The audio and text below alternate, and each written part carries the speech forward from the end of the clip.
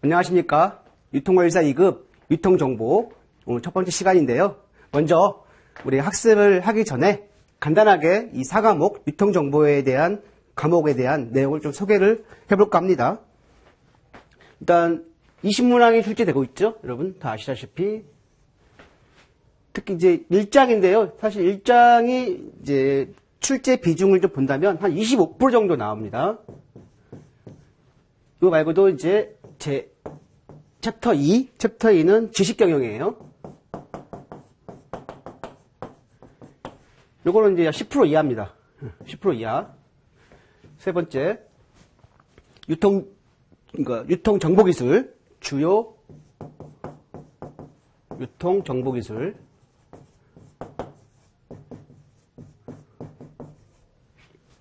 이것도 한 15% 정도. 그 다음에 네 번째가 유통정보 활용이에요. 유통정보의 활용. 이것도 한 20% 정도. 마지막에 전자상 거래가 있습니다. 전자상 거래. 이것도 한 20% 이상. 나머지 기타. 한두 문제, 두세 문제. 우리가 학습하지 않은 이제 그러한 정보기술 관련 용어들이 특히 최근에 4차 산업혁명 그 시대잖아요. 그 관련해서 다양한 신조어들이 많이 나왔어요. 그래서 기술 관련, 트렌드 관련 이런 용어들이 출제가 되고 있고요.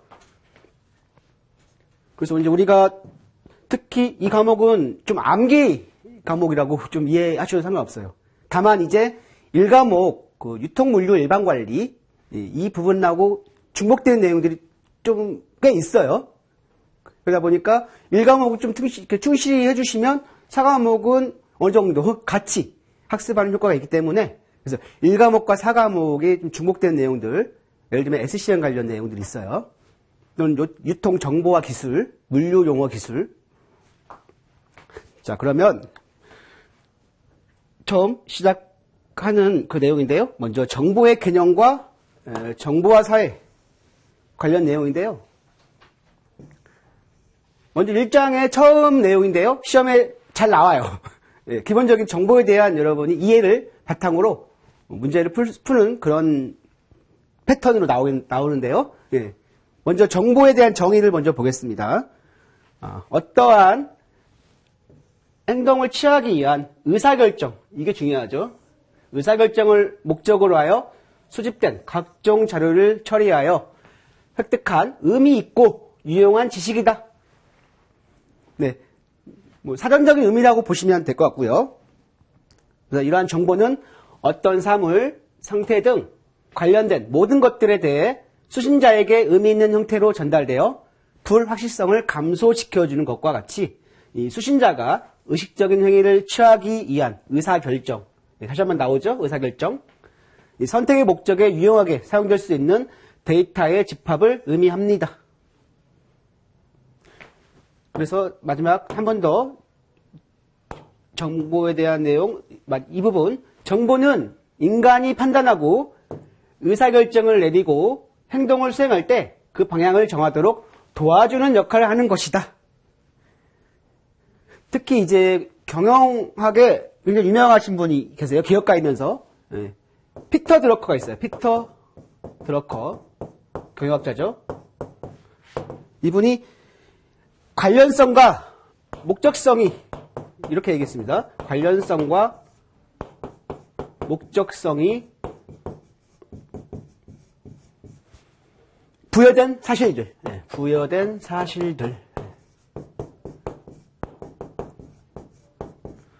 그래서 정보 관련 문제가 출제되는데요. 사전적인 의미부터 활용되고 또 정보의 의의라고 할 수 있는데 의미에 관련된 이런 내용들이 출제가 됩니다.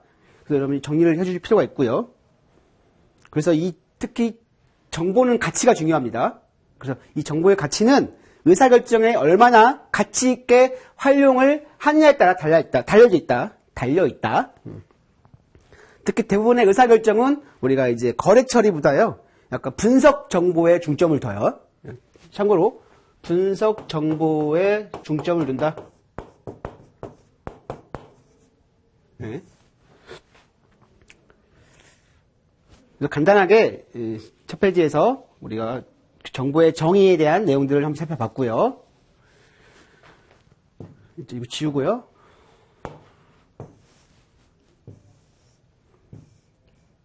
네, 이제 뭐냐 하면 이제 정보의 단위가 나오는데요. 이제 이건 사실 컴퓨터 관련 처리 속도예요. 컴퓨터 처리 관련 속도. 네. 그래서 정보 단위 용어라고 하고 또 정보 처리 단위라고도 합니다. 그래서 1바이트는 8비트예요.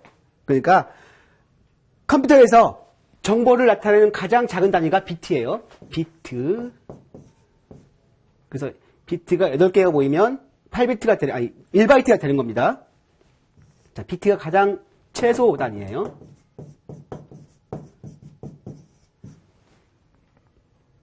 자, 시험에 문제가 출제가 돼요. 그러니까 정보 처리 단위입니다. 그래서 단위인데 이제 크기 순서가 되는 거죠. 자, 1바이트, 그 다음에 킬로바이트예요. 킬로바이트는 1024입니다. 이거는 2의 10승 이렇게 이해하시면 돼요. 대략 2의 10승 하면 1024 정도 나옵니다.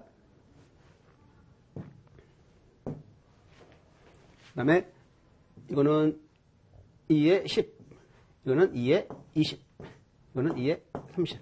자, 이렇게 해서 여러분들은 이제 KB, MB, GB, TB, 사실 여기까지는 사실 뭐 그렇게 아직까지 사용되지는 않는데요, 많이. 그래서 킬로바이트, 메가바이트, 기가바이트, 테라바이트, 그 다음에 페타바이트, 엑사바이트. 자, 이 순서대로 그 단위가 커진다는 거. 이거 좀 기억하시고요. 우리가 유통관리사인데 왜 이런 거 나오냐 할 수 있어요, 사실. 하지만 정보 처리 단위로서 기본적인 컴퓨터 관련 그 내용이기 때문에 우리가 알아두면 뭐 상식적으로도 도움이 되니까요. 자, 그래서 정리를 해주시고요. 다음엔 이제 데이터라는 게 나오죠. 자료.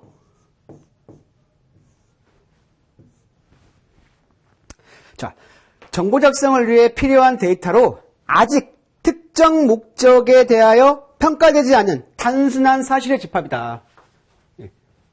어떤 아직 목적에 대해서 평가되지 않은 단순한 사실의 집합 또는 구체적이고 객관적인 사실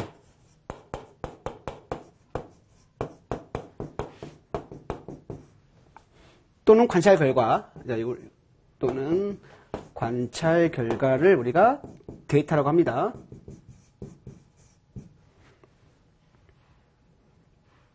나와 있죠. 그래서 자료는 인간이 이해할 수 있고 유용한 형태로 처리되기 전 있는 그대로의 사실, 팩트죠, 팩트. 네. 사실이거나 기록이다, 레코드. 특히 이제 숫자라든지 기호, 문자, 음성, 그림, 비디오 등으로 표현이 가능하죠. 그래서 자료는 그 자체로는 의미가 없으며 이용자의 의도에 맞게 유용한 형태로 전환되고 가치를 지니고 있어야 의미를 가지게 된다. 예를 들면 지금 창고에 100개의 재고가 있다. 남아있다. 재고가 있다. 이게 이제 데이터가 되는 거예요. 쉽게 얘기하면. 그죠? 창고에 100개라는 재고가 있다. 남아있다. 사실 관찰 결과잖아요. 이거. 자료도 정보와 관련해서 정의 문제에 이렇게 같이 묶어서 나올 수가 있어요. 마찬가지로 자료에 대한 정의도 여러분이 제대로 숙지를 해주시기 바랍니다. 다음 넘겨보면 이제 정보, 자료, 지식 간의 관계에 대해서 나오는데요. 자, 아까 우리 자료에 대해서 잠깐 했었죠.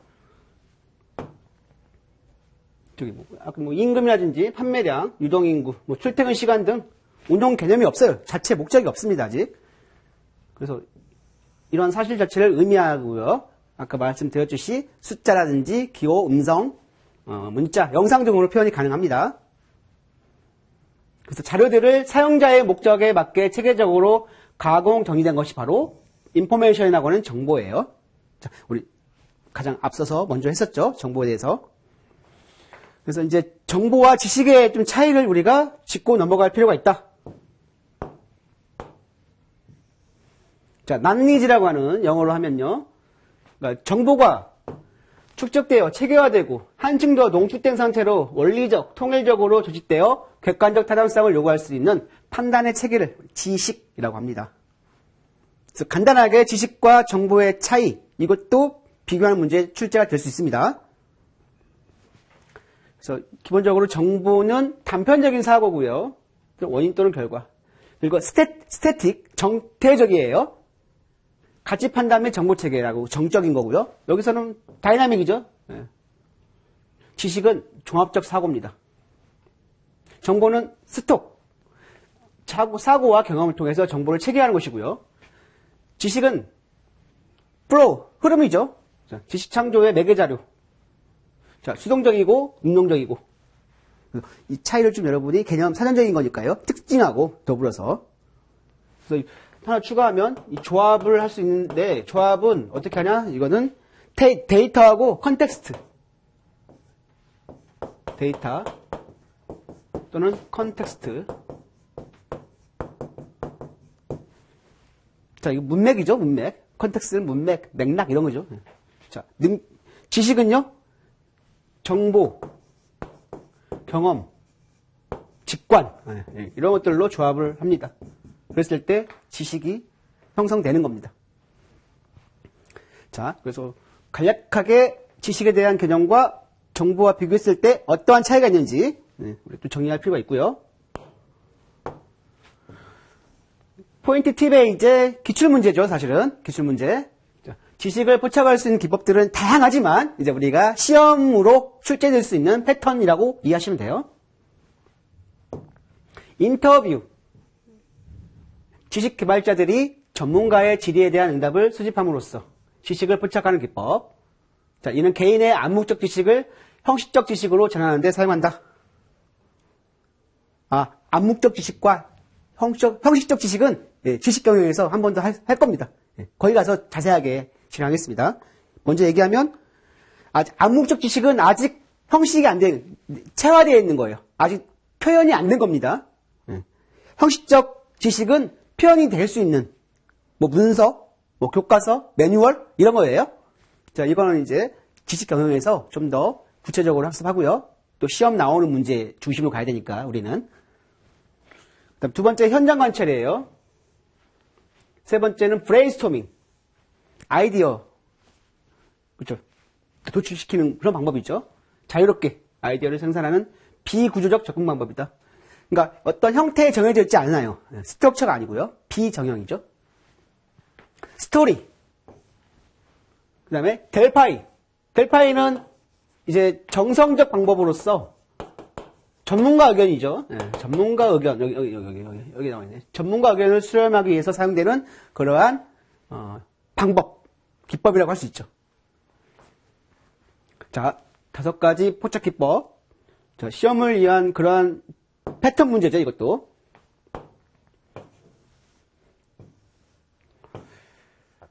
네, 그러면 이 정보가 바람직하게 특성을 가지고 있어야만이 가치가 있는 거거든요. 그래서 이 정보가 가져야 될 바람직한 특성들에 대해서 우리가 또 한번 정독하시고 여러분이 정리를 할 필요가 있습니다. 자, 정보의 특성. 예를 들면 정확성. 자, 이거는 여러분이 그냥 이거 기출문제 보시면 문제 이렇게 출제되는구나 우리 파악할 수 있고요. 기본적으로 한번 읽어보시면 다 이해 가능합니다. 이거는 난이도가 그렇게 높진 않아요. 그래서 이 정확한 자료에 근거하여 주관적 편견이 개입되면 안 돼요. 중요성이 높은 자료가 충분히 내포되어 있어야 한다. 완전, 신뢰, 관련, 경제, 단순, 적시, 또는 입증 가능, 형태성, 접근성. 자, 이거 여러분들이 정리하셔야 돼요. 일일이 지금 뭐 다 설명, 제가 하는 것도 좋지만 여러분이 읽어보시고, 이해하시면 이 문제는 충분히 우리가 시험에서 충분히 맞을 수 있는 그런 문제라고 보면 되고요. 여기 뭐 하나 더 추가한다면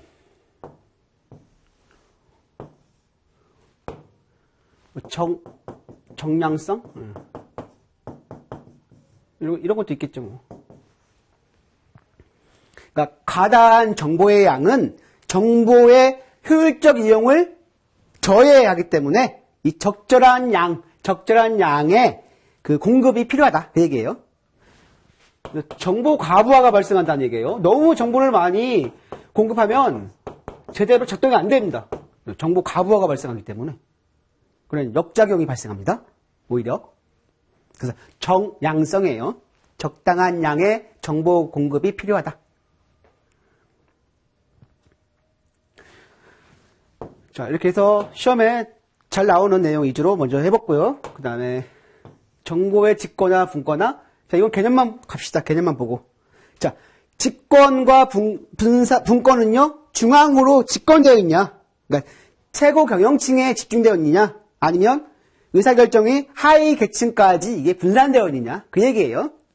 자, 이건 뭐 문제 해가지고 어떻게 나온다라는 그런 패턴 문제는 아닙니다. 그러니까 기본적으로 여러분이 이거는 용어 문제이기도 하기 때문에 사실 이거는 이제 1과목에 여러분 아시다시피 조직 구조죠. 네. 조직 구조에 대해서 학습하실 겁니다. 1과목. 거기서 아마 이러한 내용들이 나올 겁니다. 그래서 1과목하고 이제 조금 연관이 되어 있는 내용들이 좀 있다고 제가 말씀드렸죠. 예. 그래서 이런 내용은 제가 구체적으로 하지 않고 우리 정보 중심의 시험 가능성이 있는, 출제 가능성이 있는 내용 위주로 진행하겠습니다.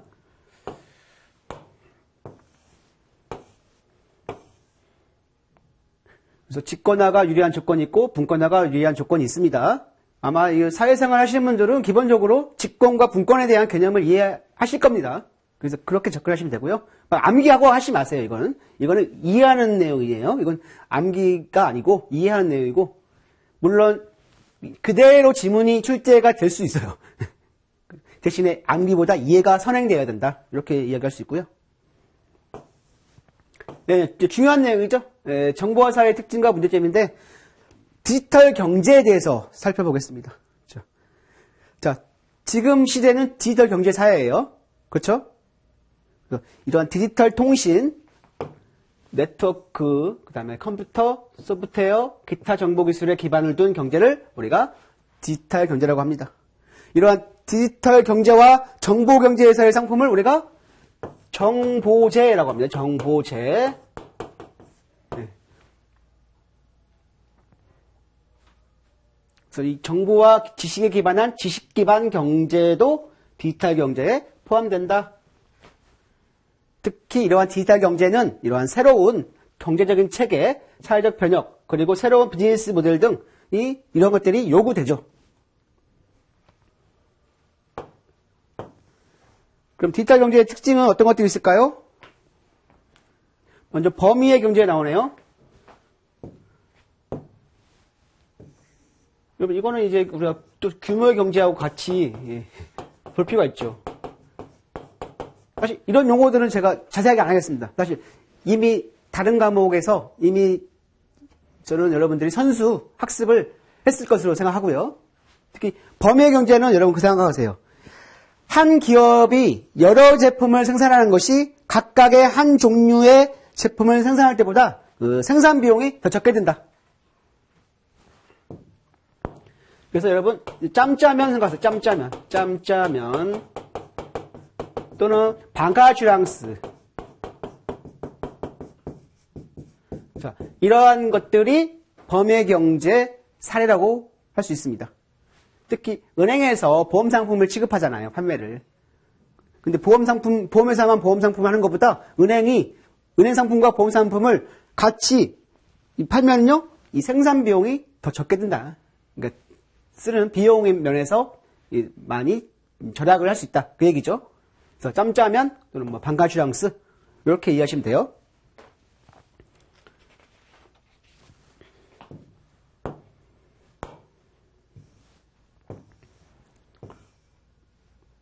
그리고 디지털 경제의 법칙, 이건 무조건 여러분 암기.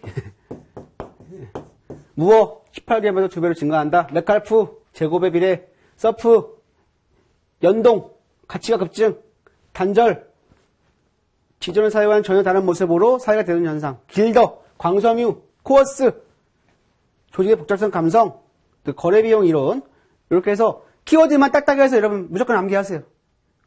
이거는 우리 유통 과목, 그러니까 유통관리사 시험뿐만 아니라 다른 기본적인 컴퓨터 관련 기초 상식에 많이 나오는 문제였죠, 예전에. 자, 이거 암기하세요, 여러분.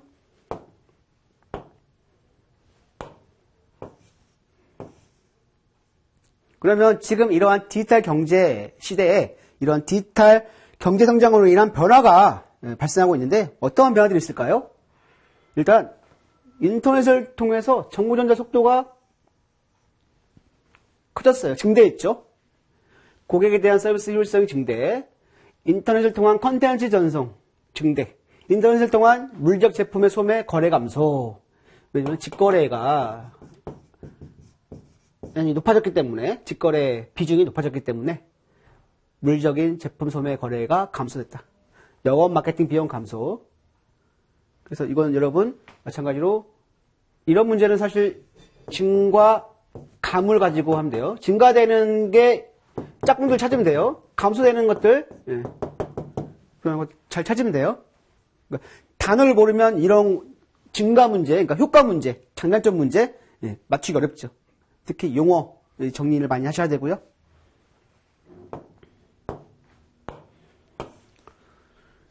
그 다음에 이어져서 정보와 사회의 개념을 먼저 보면요.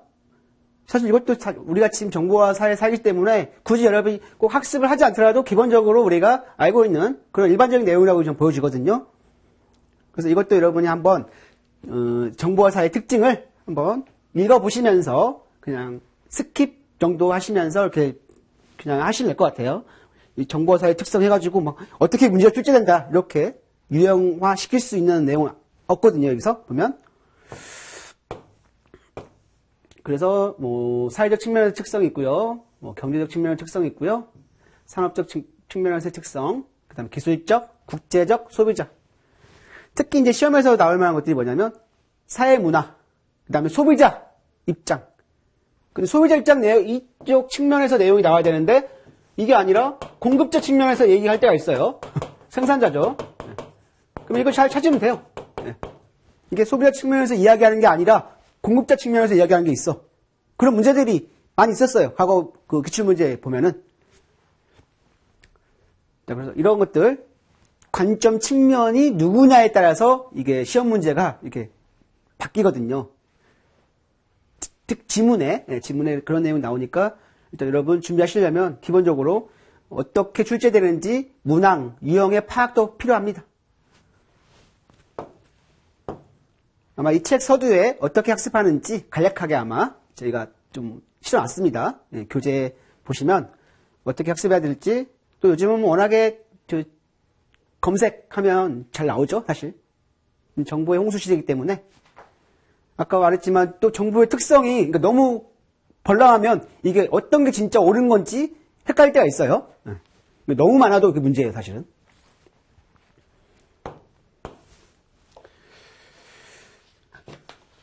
그 다음 내용 보겠습니다. 그래서 산업화 사회하고 정보 사회 특성을 비교했는데 사실 지금 이제 이런 내용들에 대해서 우리가 좀 주로 학습을 할 거예요. 특히 뒤에 보면 4차 산업 관련 기술 용어들이 나와 있고요. 그래서 전략적 자원, 산업사회 이전과 산업사회 그리고 지금 정보사회의 그러한 자원은 지시이고요. 그래서 이거는 그러니까 여러분도 과거의 시대가 어땠고 지금의 시대에 비교해서 어땠는지를 그냥 흐름으로 보는 겁니다. 그래서 간단하게 이것도 보시고요.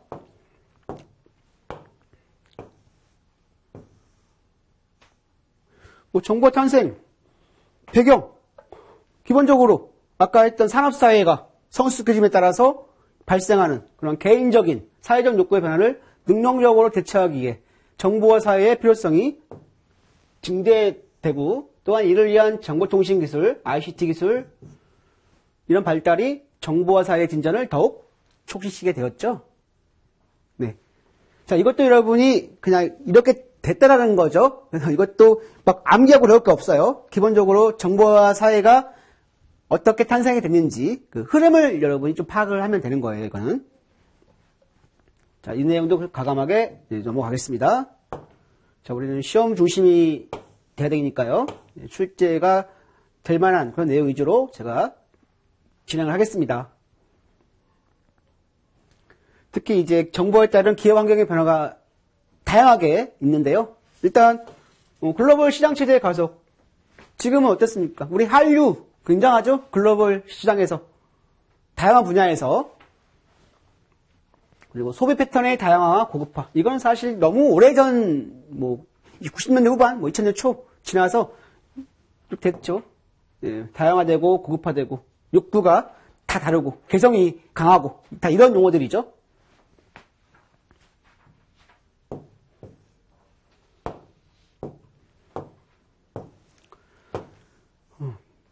그러다 보니까 정부와 사회의 문제점이 나타난 겁니다.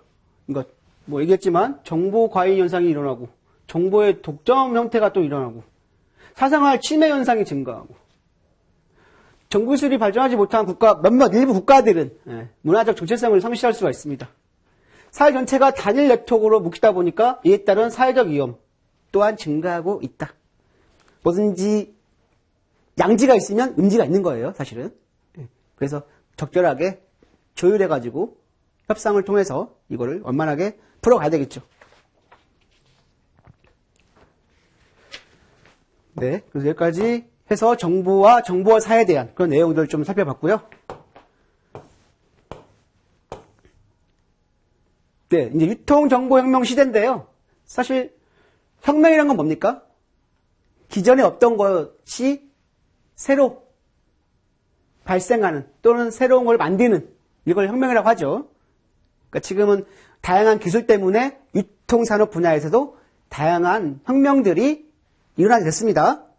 이제 그런 기술들에 대해서 뒤에서 이제 살펴볼 거예요. 예를 들면 이런 거죠. 바코드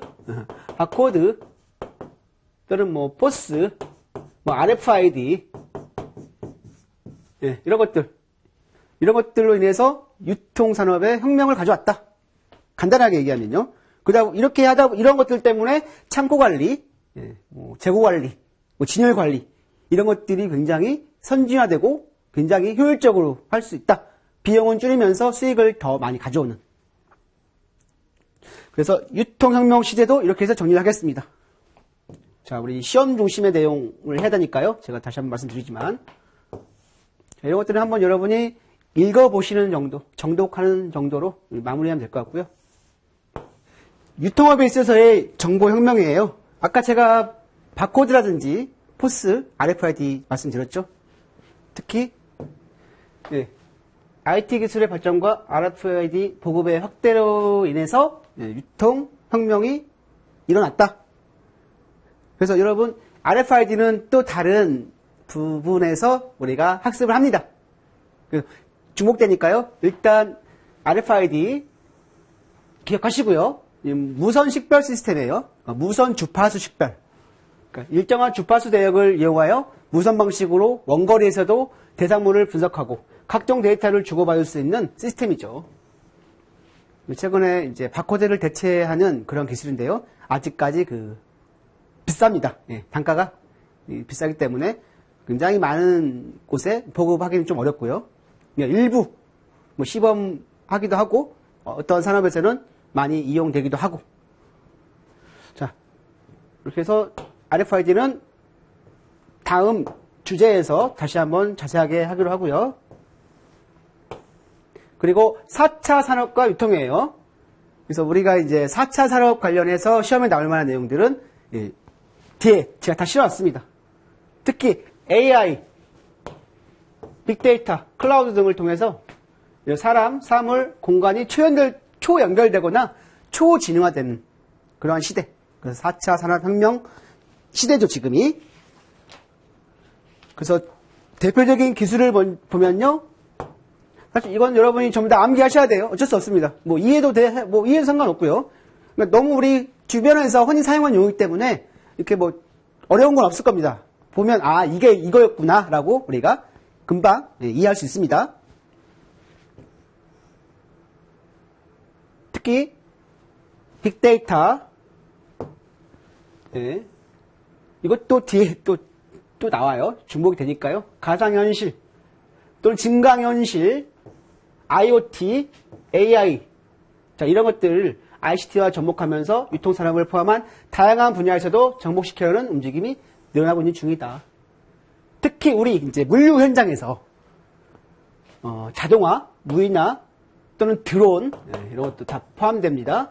이러한 기술을 통해서 나타나고 있는 것인데요. 이들의 기술 융합으로 인해서 모든 산업 분야에서 새로운 변화가 일어나고 있다. 자, 우리는 또 시험을 준비하는 그런 수험생이기 때문에 또는 직무 관련 교육 때문에 이런 용어들이 나옵니다. 그림 보시면 알겠지만 스마트 공장, 교육용 로봇, 아마존 고, 무인 계산 결제죠, 인콥터, 드론이죠.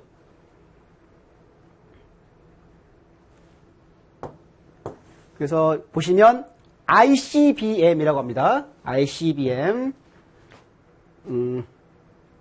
사물 인터넷, I, 클라우드 컴퓨팅의 C, 빅데이터의 B, 그 다음에 모바일의 M.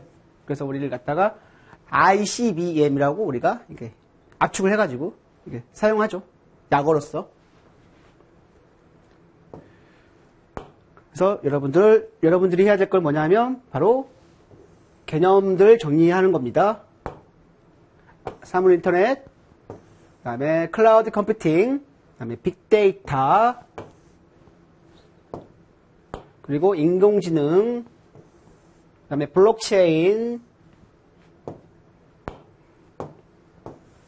그 다음에 3D 프린팅.